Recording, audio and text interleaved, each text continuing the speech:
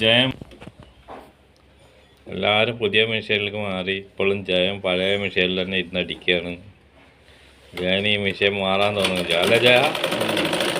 ഇതിന്റെ ഒരു ഇടുപ്പും അതിന്റെ ഒരു ഇതാണ് രാമു പള്ളിപ്പുറം ടൈലർ പാറക്കുളങ്ങര. 26 വർഷത്തെ പഴക്കമുള്ള ഒരു ഷോപ്പാണ് അത്. ഫ്രഞ്ച് സ്റ്റൈലിഷാണ്. 26 വർഷമായി.